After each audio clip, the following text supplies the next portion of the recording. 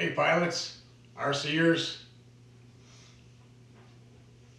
skip here. Sorry about the pause there. Shopping for tires for this Arrma Fireteam, but got a couple of tips to do first before your first run, and that is tightening a few things up.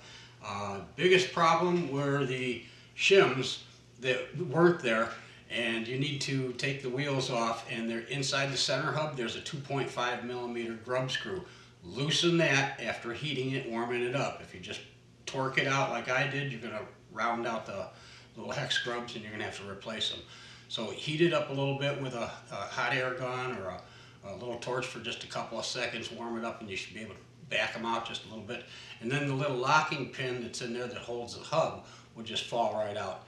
And then you take the hub off, and behind that hub you're going to see where the axle goes through that little hub, that hex, there's slop. So you buy these little packages of shims like I got here from Amazon, and it really comes in handy. Let me turn some light on here, guys.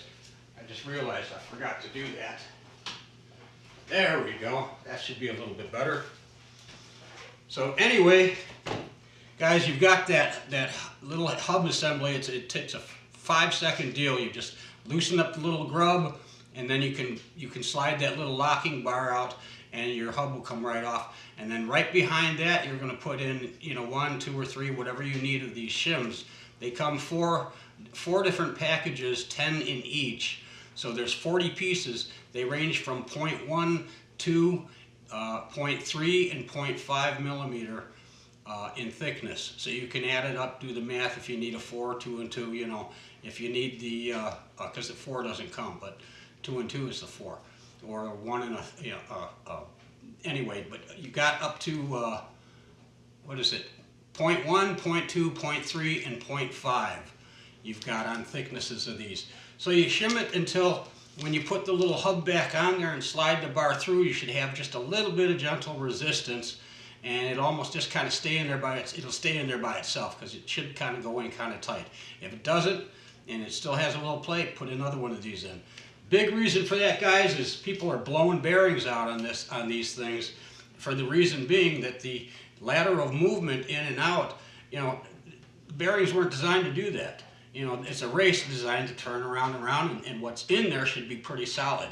Otherwise, you're just wearing out the inside of that race at a high RPM that these things have. It's just going to chew through them immediately. Blow out your bearings and go, oh man, what the hell? Cheap bearings. No, they just need to be shimmed. So a few things need to be tightened up. You need to go over and check some stuff. I found a few screws and a few nuts and bolts. Nothing major. Pinion was okay, and all that other stuff. But, I just wasn't totally sold on these. And although they're actually a pretty beefy tire, I mean, they got a really beefy hex. A lot better than these. These got those raids right now, and they're soft. I don't know how long they're going to last, but I like the tires. The only other thing I don't like about these tires is they need to be balanced. Balanced. I bought a $20 tire balancer. It'll do everything from 12 to 24 millimeters, and I bought some lead tape that you can use to offset the weight and balance your tires. And I'll show you the importance of that, guys, here in just a second. But let me show you, in comparison, here's the Fireteam tires. You can see pretty much what they are. I also picked up the Copperhead 2's. Copperhead 2's, you can see, are actually just a tad smaller and a little bit thinner, but definitely thicker than the Fireteams, but again, not quite as tall. So I went with the MX-38s from Proline, and the only thing I've had a problem with them right now is the one balancing. One of the wheels so far has taken like 11 grams to balance with the lead tape. That's a little much for a RC truck tire, but we're going to barrel through it anyway. Anyway, I've got this side pretty well balanced.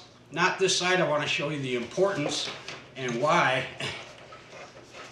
I mean, it's not just the bearing for the bearings' sake that you want to shim it and that you want to get the tires balanced, but also for the rest of the components, because the vibration on this thing is just unbelievable when I was running it on the table here. And I'll show you what I mean.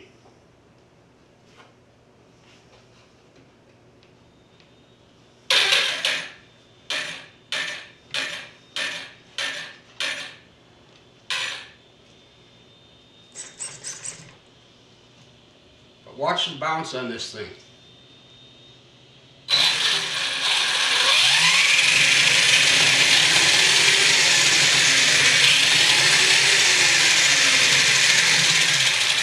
I mean, it's so bad off balance, guys, that when it's wobbling like that, it's twisting, it's torquing the frame in the back, the chassis. It's been twisting the chassis back and forth. I don't know how long that'll last either, so very important to balance your wheels. This is the wheel I balanced. It's even still got a little bit of a bounce, but nothing near like these. Now remember, guys, when these things are rattling like that, you're putting stress on all your components. You're putting stress on your control arms, everything. I mean, whole 9 yards. I mean, shocks, everything that's attached to this thing is going to, end up getting loose or broke. So balance your tires, shim those wheel hubs, and make sure you check all your torque settings, and you should be good to go. This thing still needs to be shoe good. I do agree with a lot of people on the this stuff probably not lasting too long, but you can extend the warranty. You can extend the wear a little bit on it if you do a little bit of pre-treating before you take it out and bash it. As far as getting these things back on, I've noticed that it kind of just hangs up over here a little bit with the battery tray, and that's why it doesn't go on so easy. But I just had it and I forgot to turn this off. But thanks for watching, guys. Some quick tips here from Skip. Got the tire balancer from Horizon. You can get it on Amazon as well. This one was $20. I liked it because it goes all the way up to the 24 millimeter.